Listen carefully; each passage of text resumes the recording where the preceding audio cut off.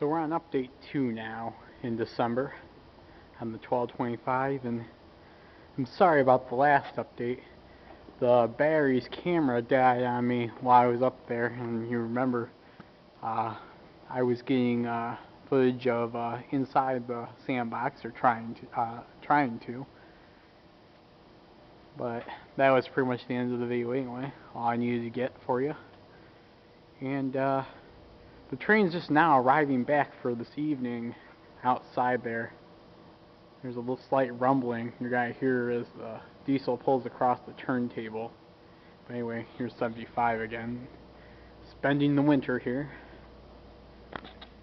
Anyway, yeah, so last week that's what I did up there, and I also went over the rods on this side. And just so Jason Rand knows, the Steam Lover 1977, good hearing from you again, Jason. It's been a while. Said something about the board members talking about the wheels. Well, here they are. I want to show you. See, there's a little lip growing up here, but really that is not much change from the last 20 years or so when the wheels were last worked. It's just grown a little bit here, a little ridge. Kind of concerned about it, but it'll probably run a few more years with that.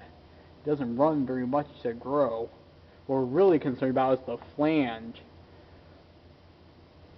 If that grows any, that has to be worked on. Basically why that is because if that grows, then it might pick switches or knock things out of place, make for a rough ride.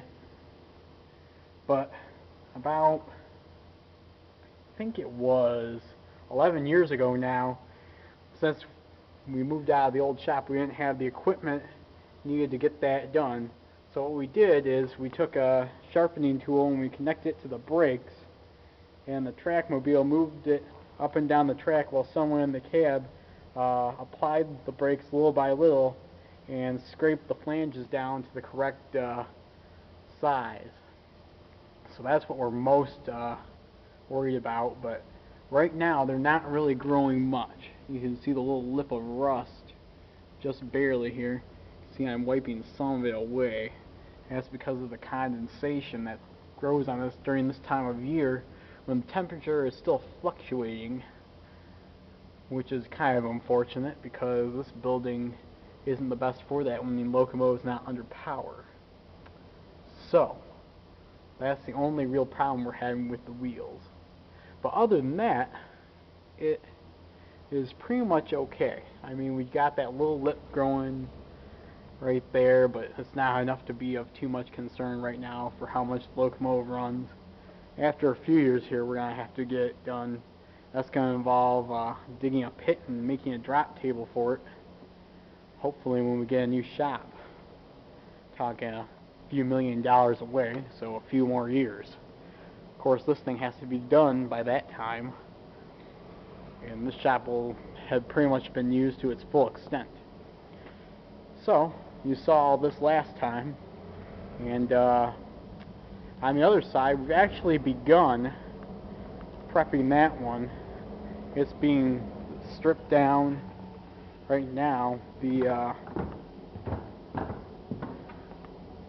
old winterizer's coming off of it. I think that might be as far as we get, and we might not get them taken off before Christmas and done. But yeah, nice and shiny here now on the bar and on the piston, as well as on the valve bar up here. But working this way, still got a ways to go. You can see the little thing of mineral spirits here that are being used to strip off the old winterizer. And it does pretty good. You saw last week just how much it had taken off, and we're able to shine it back up with some better stuff. Hopefully it'll be easier to take off.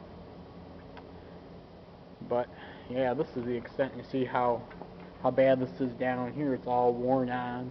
The mineral spirits will take that off. It's enough to go through the gloves I had and make your fingers soft. So Yeah, it's pretty awesome stuff what they got mixed up in there. But they also have to do this bar up here for the reverser, and that one will be re-winterized, but the piston itself will be left chrome, so it will be protected. Meanwhile, still inserted stable, it's up there for the Boilermakers. I actually got some caps on the other side done, but these ones here are all welded over too. So slow process, but the main part will be to get this all done in the next month or so.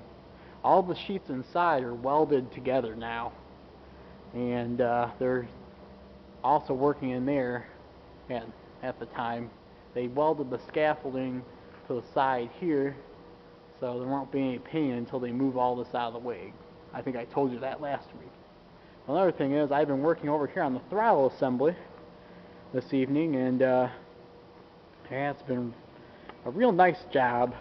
It all comes in one piece. There's the valve here and the throttle bar and the gear. Yeah, I had to clean the old grease eye here as best I could. There's still little remnants in there I'm going to wipe away before I leave here tonight. I only got the one side, this side really finished with the wire brush. The wire brush, I have full wire brush and it's all gone. I took it off. It was a new wire brush too. Only took an hour to wear it down. I never thought I'd see the day when the wire brush wore out on something like this faster than it did on the boiler. Must have really been tough on there. But yeah, I got that all cleaned out, and here's the other side. I was able to get it partially done before the wire brush, the wire wheel gave out on me and burned up. I took a regular hand brush and wired some off. Hopefully got some of the big chunks of grease off there. Have to do everything but the brass piece up here, the lock handle. So everything but that is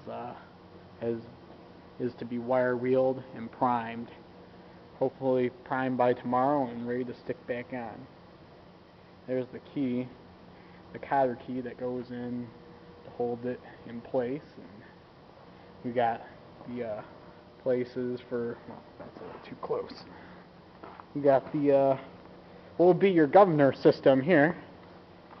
Little bolt and half a bolt here, just a replacement bolt for what used to be. They had to cut it down so that the throttle bar would fit up against it.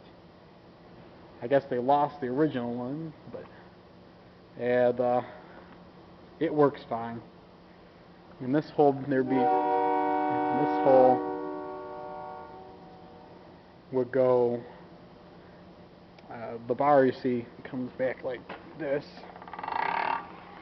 and this is the off position, and this is where you would insert a lock to keep it from moving. Like, say, if you wanted to blue flag the engine, that's where you'd stick the lock so the throttle doesn't move, and you can work on it. And I also had to take all three of these bolts out and clean them off with a regular wire brush and make sure all the old paint and grease was off of them. It's the weirdest thing, you know. The middle one, for some reason, had more grease on it, and there's still some remnants on there. I can't seem to get all the way off, but either way, it seems to work fine. I mean, I was able to clean it out enough so that the nuts fit on there. Hopefully they'll be on there all the way and finished. But yeah, they're gonna fit up on that top bracket there to connect it to connect the whole piece to the bracket and officially on the locomotive. He says he's gotta have all that stuff up there before he puts the cab back on. So hopefully the floor will be done at that time. They also worked on today. They worked on the pieces here. Wire wheeling those, cleaning those off, and so that way they can paint, primer and paint those before they start putting the stuff back under here, and ready for the cab to be put on over top of it. So that's what we're looking at here. See inside there. They weren't really doing much inside there today, just getting ready for more stables. Still got to cut those ones at the top and some of the others have already been welded into there. You can see on the right side, the ones at the very top, of course, there's nothing in there yet. But yeah, basically the engineer side is done. Even the flexibles, the rest of those go at the top, which is what he's doing now. He's got to finish the other side as well. But yeah, that's what's going on. We're working on this machine here. That's another lathe. Well, that's a grinder, I think. Anyway, the siphons are coming along. I think they turned this one over. Whoops, knocked over the magnet. Yeah, trying to keep it clean over here, getting all the shavings in as possible. Still have them on the ground. Smaller ones are hard to get up. But you see all the shavings in here. They just left to see the train come in and make sure everything was done. Still got a ways to go on this side. And the other side is still coming along.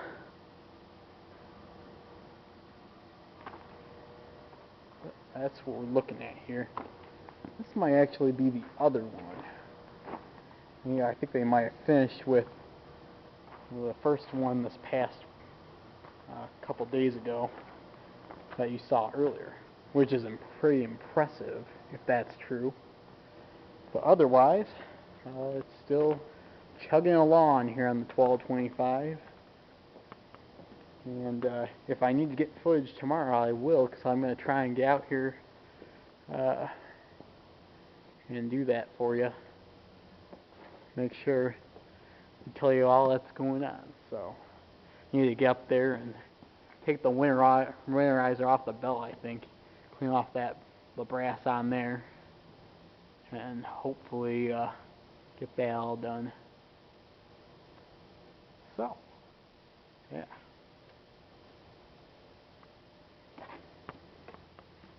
I mentioned last time that I had to clean out the pilot, get the rocks and the dirt out of there. So there was a lot of big stones and coal pieces. Probably what that is they probably didn't run over a pile. Probably what they ran over was snow that was plowed on the roads. And that's how that got in there. It's just stones and rocks and coal bits that the plows plowed over onto the tracks, and there's a pile that the train ran over. It's way down the track. So when the snow melted, it all just fell down into there and couldn't get out. So that's probably how that happened. Yeah, so I just thought I'd clear that up with you guys and show you what was going on, and let's go take a look outside here. We'll see what runs the 75 does later this winter, early this spring, because it's going to be here stored for a while as the Gremlins work on another tank engine at their farm. So, out here, okay, the engine is now off the table, and the lights are on, so there's the cab. We're going to get ready to have that worked on in the next few weeks here. Kevin said that after Christmas he plans on taking a few weeks off. He's actually got to go to some conventions out in Pennsylvania, mostly having to do with passenger cars. But yeah, the barrel crane's over here, and that moved the cab over this way. He had to put some of those large brackets on the back of the engine. So that's what that was out being used for. That's why it's over there now. Yeah, so the train is now back, you can see down there. Hello. How you doing? Good. Is it still working? Yeah, just about. Getting the video for everyone on YouTube. They renamed the Mighty Mouse Hank 2. That's why it's got that face on there for now. Gonna plan on repainting it this spring when it warms up and we get a little bit more money. Here, the diesel over here is, I think it's off. Yeah, it's now on GLC's property.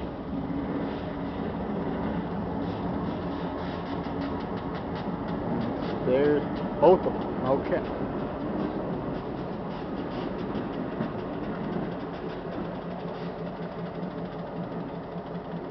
Okay. It's been a long day and all the crews are going home.